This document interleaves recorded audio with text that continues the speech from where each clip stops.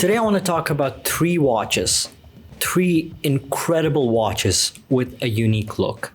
These aren't your run-of-the-mill, basic, boring watches. These are unique, interesting, something you don't see every day. And apart from design, which can be a bit subjective, all three of these watches do carry impressive specifications. Let's talk about them.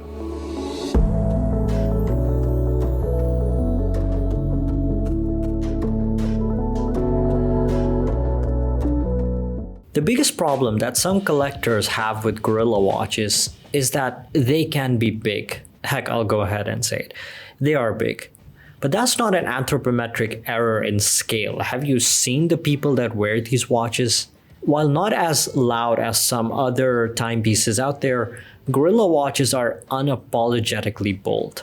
This Swiss microbrand was started by former senior designers from Audemars Piguet, and are even collaborating with watch manufacturers for their higher-end complications like wandering hours, which while has an off-the-shelf base caliber, the fact that the complication is made by Washer, which is incredible, especially knowing the fact that they make movements for Richard Mille and even some Audemars Piguet models. And while Gorilla watches come in many different colors, complications, and price points, and now even coming up with smaller case sizes, this fastback carbon stinger in yellow falls somewhere on the more entry-level side. You get a 44mm case with a thickness of 13 and a lug-to-lug of 57mm due to the integrated rubber strap. This is how it looks on my 6.23-inch wrist. Definitely too big for me, but I think the way that it sits, any wrist with a circumference of over 6.5 inches will be able to pull this off. You get 100 meters of water resistance, a screw-down crown, hacking and manual wind functions, and a sapphire crystal with anti-reflective coating on both sides of the glass.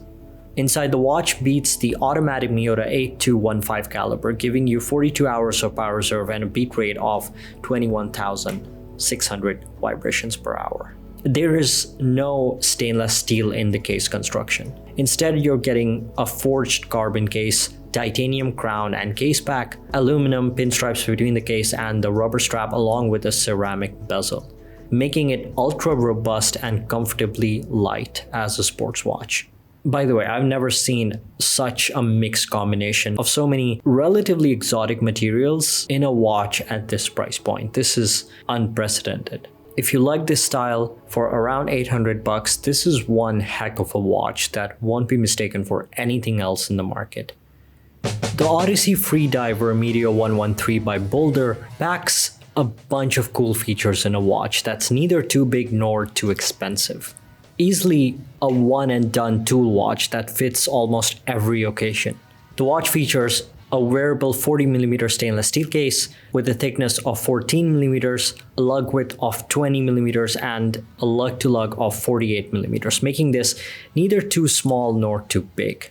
You get 300 meters of water resistance, aided by the fact that this has a screw-down crown along with hacking seconds. The case architecture is very unique and has its own design language. You get matte finishing throughout with touches of polishing along the angular edges that highlight the modern silhouette of the case.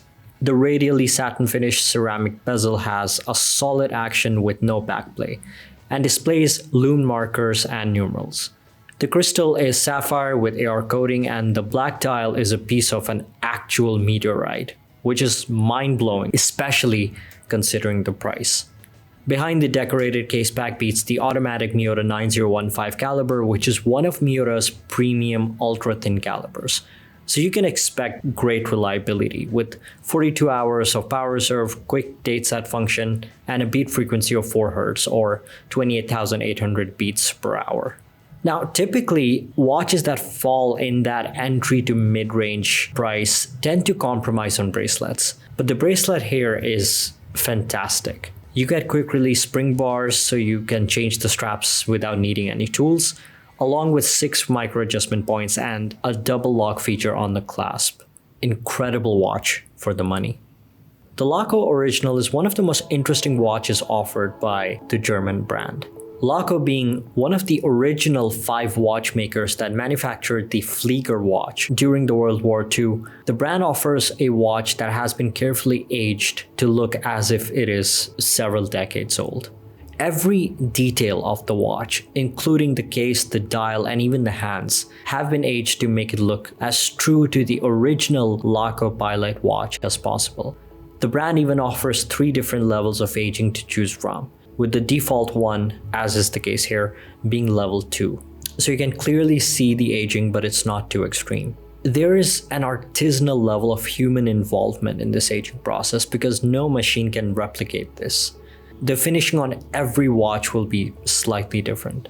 Every detail is done in a way that it's purely cosmetic and doesn't impact the long-term performance of the watch. Just because it looks damaged doesn't mean it is. The watch comes in a 42mm stainless steel case, a lug-to-lug of 12.8mm, lug width of 20, and a lug-to-lug of 50mm. You get a slightly domed sapphire crystal with AR coating, 50 meters of water resistance, making it good for everyday use, and a thick closed-loop leather strap with rivets. And although the watch looks like it's 100 years old, the caliber beating inside is minty fresh. Powering the watch, you have the Laco 210 manual wine caliber, which is essentially the Swiss Solida's SW210. It offers, again, 42 hours of power reserve, a beat frequency of 4 Hz, and a hacking seconds hand.